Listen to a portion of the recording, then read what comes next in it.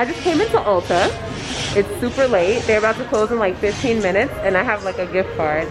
Hopefully they won't kick us out of here. I'm in the perfume section because I am obsessed with perfume, of course.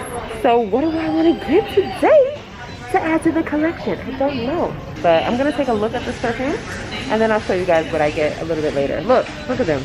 They're closing up the blinds. They're ready to get it out of this.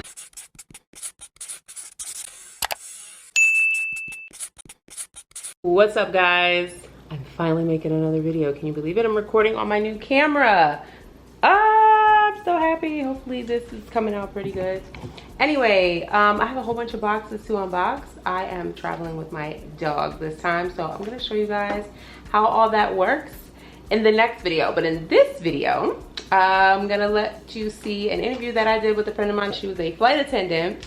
Yeah, she's a flight attendant. She no longer works for Jetblue, but if you guys have any questions, you can just put them below. And it's like 2:30 in the morning. I'm getting ready to take me and my dog to the airport in Tampa again because getting out of Orlando is crazy. I'm flying to DC to go visit some family. I'm actually vlogging all of that so you can see how to go on standby from Orlando to DCA.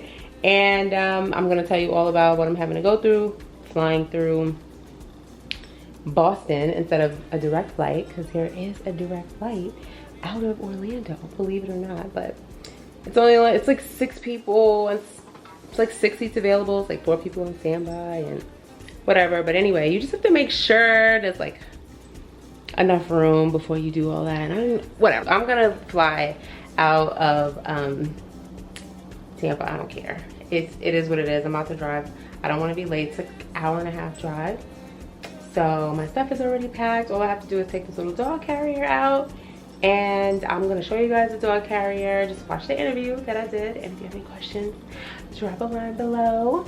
But thanks for watching, and thank you guys so much for getting me to 500 subscribers. I'm so happy. I'm gonna do a giveaway at 1,000. I'm excited about that. I don't know what to do. Like, should I give away money, gift cards? Gift cards would probably be the easiest, right? I don't know.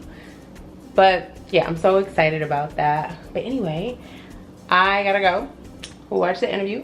Let me know if you like it, and stay tuned for the next video. Okay guys, we matched. This is Janae. Janae is like a family friend. I've known her since, I don't know, since she was in high school, maybe? Middle school? Oh my God, and she's 30 years old. Right. Or more, or less. We don't want to give away her age. Anyway, Janae used to work for Jetblue, and Janae was a flight attendant.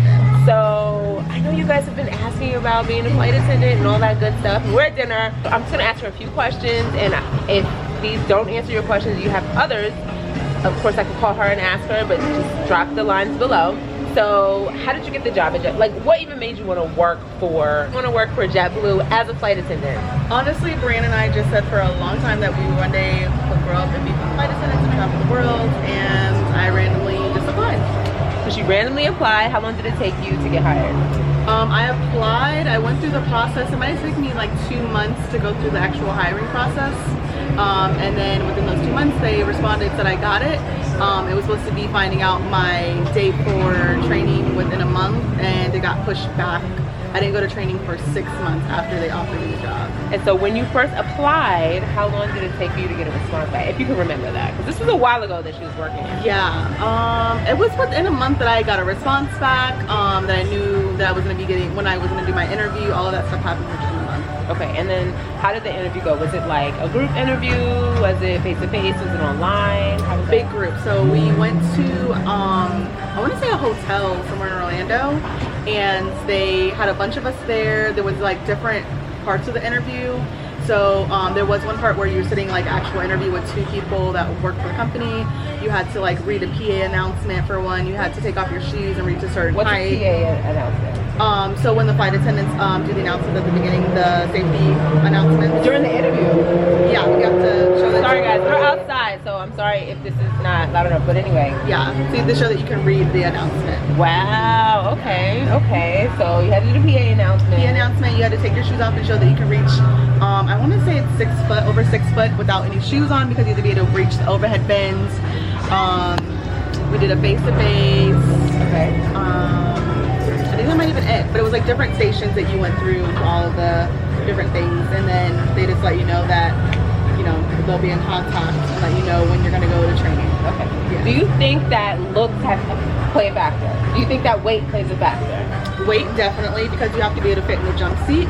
So you don't have to necessarily be slim, but you have to be able to buckle into the jump seat without a seatbelt extension. Okay. So they tell you, if you don't think, from the interview, they tell you if you don't think that you're going to fit in the jump seat, that you need to come over to Jetblue University and try sitting in the jump seat. Because on day one, we had some people in our class from day one of once we were going to training. The first thing they have you do as soon as you get there is sit in a jump seat. You have to show that you can buckle in without the seatbelt extension. And they sent people home from the very first day before we even got badges, anything. They sent people home because they couldn't fit in the jump seat. Okay, so FYI, if you guys want to apply to JetBlue and you, listen, I'm just gonna be quite frank. If you want to be a flight attendant, go on one of the flights first, look at the jump seat and see if you can fit in it. If you cannot, then listen, my tips to losing weight would be to count your calories and walk, okay? And you have time. Like, you have time from the interview. Like, they tell you, like, if you think you need to lose a couple pounds, like, do whatever you gotta do before you go to training. So they will tell you up front. Okay. Yeah. All right, so I got a short time with her, okay, because her husband's waiting for her. So another question that I'm going to ask her is, what was the fun part? Because Janae didn't really like working for JetBlue, and we'll get into that in another interview. I'll catch her later on down the line, but like, that's later on, okay guys? Like, why did you like working for JetBlue? So it is, some parts of it is fun. It also depends like what point of your life you're in. Like, if you have a lot of free time, you don't have any responsibilities at home, like, you can really take advantage of all the traveling perks. So like, I was based in Boston, so I just didn't have anything to do for the day. It was my day off. I just hopped on a flight, went to New York, hung out with some friends, took a flight back the same day. So it's like, you get to go explore, do things, and it's free because you're just traveling standby. So tip, be into traveling, okay? Yeah. Be into traveling, and you may not get stationed. So I spoke to the HR manager for flight attendants, and from what she explained to me is that you will probably be stationed in either JFK or Boston. Right. You're not going to get bases. Yeah, you're not going to get Fort Lauderdale. Yeah. Or it took me a year to get Fort Lauderdale, and probably another 3 or so months after that to get Orlando. And honestly, I would have went back to Boston or New York because it's just more flights, you can make more money, your schedule is better. I worked a lot of red eyes working in Orlando because it's just so senior. So the senior people that have been in the company 15 years working red eyes with me, and that was the only thing that they could hold as a line to preset their schedule. I was going to be on call, like on reserve, for probably 5 years at least working out of Orlando. So it was better to go back up to Boston or New York to be able to get a line and be able to work my schedule, manipulate it more. All of that would have been better up there, and I could have flown more. So would you say that working in New York, you'll get more hours working in New York? Definitely. I think New York is more hours than Boston, but definitely in New York or Boston, you're gonna work more. You could also get better trips, all of that. You can make more money. It's a lot more fun. Yeah, so if you guys we have a London route, which is out of New York. This is my cousin, which is out of New York, and it's good to get on that route. Like, I'm hoping that I can one day be a flight attendant and get on that route. No time soon, but you guys will see that. Anyway, if you guys have other questions for Janae, she's not on social media, so you will have to ask a question below, and then I will connect with her and you might see her again. But coming up, I am going to be showing you guys the gifts that I got from working for JetBlue that I was able to buy myself through Amazon. I'm going to show you guys all of that, and I'm also going to be connecting with another flight attendant with Delta. Yes, Delta. I used to work for them back in the day, not as a flight attendant though. And then another flight attendant from another airline, super pretty girl. I can't wait for you guys to meet her, so stay tuned.